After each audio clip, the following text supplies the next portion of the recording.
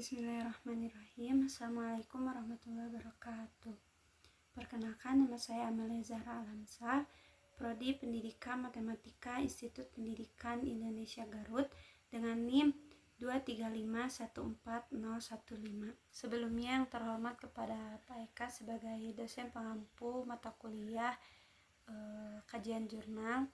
Di sini saya akan sedikit memaparkan mengenai analisis keefektivitasan belajar matematika siswa SMP. Langsung saja kepada pendahuluan. Pembelajaran matematika di jenjang sekolah menengah pertama atau SMP menghadapi tantangan yang unik dan kompleks. Matematika dengan sifat yang abstrak seringkali menjadi mata pelajaran yang sulit dipahami oleh banyak siswa. Kesulitan ini dapat menghambat perkembangan berpikir logis dan analisis siswa, yang merupakan keterampilan fundamental tidak hanya untuk keberhasilan akademis di jenjang yang lebih tinggi, tetapi juga untuk aplikasi dalam kehidupan sehari-hari. Oleh karena itu, efektivitas pembelajaran matematika di jenjang SMP menjadi sangat urgent untuk dianalisis dan ditingkatkan. Menurut Moral de Kenneth menjelaskan bahwa efektivitas adalah suatu ukuran yang menyatakan seberapa target atau kualitas, kuantitas, dan waktu yang telah dicapai. Riset ini bertujuan untuk menganalisis secara mendalam dengan 5 indikator efektivitas belajar siswa SMP. Yang pertama yaitu komunikasi siswa yang efektif. Yang kedua, penguasaan materi dan antusiasme. Yang ketiga, sikap positif siswa. Yang keempat, keluasan dalam belajar atau fleksibilitas matematis. Dan yang kelima adalah hasil belajar siswa yang baik. Selanjutnya kepada metode penelitian. Metode penelitian ini menggunakan metode penelitian kualitatif dengan pendekatan deskriptif. Penelitian ini dilaksanakan di SMP Kurota Ayun dengan sampel sebanyak 29 siswa dari kelas 8D. Instrumen yang digunakan pada penelitian ini adalah instrumen non-tes, yaitu berupa kuesioner atau angket dengan sebanyak 30 pertanyaan dan wawancara kepada 5 siswa sebagai perwakilan untuk memperoleh data yang lebih mendalam dan valid. Data yang diperoleh dianalisis menggunakan skala Likert dengan 4 alternatif, yaitu sangat setuju atau SS, setuju atau S, tidak setuju atau TS, dan sangat tidak setuju atau STS.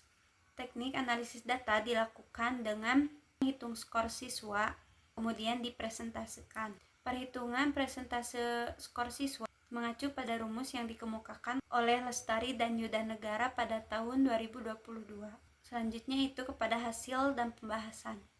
Hasil dari pengolahan data yang telah diolah menghasilkan gambar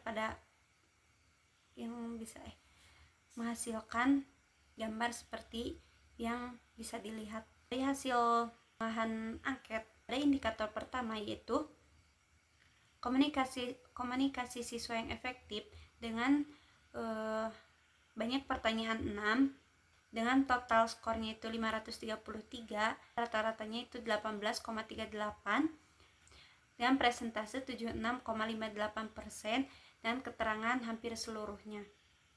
Lalu untuk indikator kedua yaitu penguasaan dan antusiasme terhadap materi pembelajaran dengan banyak pertanyaan itu 6 dan total skornya 550 dengan rata-rata 18,97 dan presentase 79,02% dengan keterangan hampir seluruhnya. Lalu indikator yang ketiga yaitu sikap positif siswa dengan banyak pertanyaan itu 6 dan total skor sebanyak 524 dengan rata-rata 18,07 dan presentase 75,29% dengan keterangan hampir seluruhnya. Selanjutnya itu indikator keempat, keluasan dalam belajar dengan banyak pertanyaan 6 dan total skor sebanyak 520 dengan rata-rata 17,93 dan presentase 74,71% dengan keterangan sebagian besar. Lalu untuk indikator yang kelima yaitu hasil belajar siswa yang baik dengan banyak pertanyaan 6 dan total skor sebanyak 490 dengan rata-rata 16,09 dan presentase 70,40% dengan keterangan sebagian besar.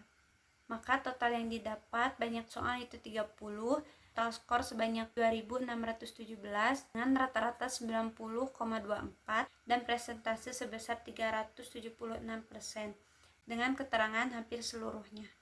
Hasil penelitian ini menunjukkan bahwa sebagian besar dari siswa SMP Kurata Ayun memiliki komunikasi siswa yang efektif, penguasaan materi dan antusiasme yang baik, sikap positif siswa, bosan dalam belajar atau fleksibilitas matematis, dan hasil belajar siswa yang baik pada keefektivitasan dalam menghadapi tantangan belajar matematika. Dan dapat disimpulkan bahwa efektivitas belajar matematika pada siswa SMP adalah konstruksi fungsi dimensi yang melampaui sekadar hasil. Ini mencakup komunikasi yang efektif, penguasaan yang didorong oleh antusiasme, sikap positif terhadap mata pelajaran, keluasan dalam pemecahan masalah matematika. Setiap indikator ini saling berkaitan sehingga peningkatan pada satu area akan meningkatkan pada area lainnya dan menciptakan siklus pelajaran positif dan berkelanjutan. Sekian yang dapat saya sampaikan dan paparkan. Mohon maaf jika ada kesalahan.